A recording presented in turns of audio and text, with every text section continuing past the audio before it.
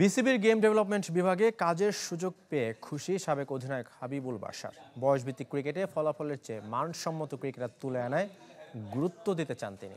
বাশার মনে করেন 2027 বিশ্বকাপের জন্য এখন থেকেই কাজ শুরু করা উচিত। মুশফিক মাহমুদুল্লাহ সম্মানজনক বিদায় দেখতে চান তিনি।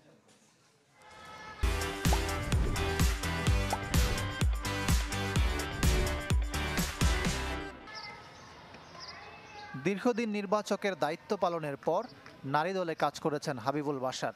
এবার তিনি গেম ডেভেলপমেন্টের প্রোগ্রাম কোঅর্ডিনেটর। পছন্দের দায়িত্ব পেয়ে খুশি সাবেক এই অধিনায়ক। দেশের ক্রিকেটের কালচারটা কিন্তু তৈরি হয় গেম ডেভেলপমেন্ট থেকে, এবং খেলোয়াড়রা সঠিক শিক্ষাটা কিন্তু এখান থেকেই পেয়ে থাকেন, এবং এখানে কিন্তু কাজ করার জায়গাটা সবচেয়ে বেশি। So happy to B here. Cricketer তুলে আনার ক্ষেত্রে বড় ভূমিকা রাখতে চান বাশার, তবে বয়স ভিত্তিক পর্যায়ে ফলাফলের চেয়েও প্রক্রিয়ায় বেশি জোর দিচ্ছেন তিনি।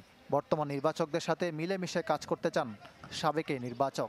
গেম ডেভেলপমেন্ট এজ লেভেল আসলে রেজাল্ট ওরিয়েন্টেড জায়গা নয়, এখানে আসলে ডেভেলপ করার জায়গা। এখানে কীভাবে আরও ভালোভাবে শিখতে পারবে সেটাই বেশি ইম্পর্ট্যান্ট। রেজাল্ট তো অবশ্যই গুরুত্বপূর্ণ, but the same time develop করাটা খুব বেশি গুরুত্বপূর্ণ।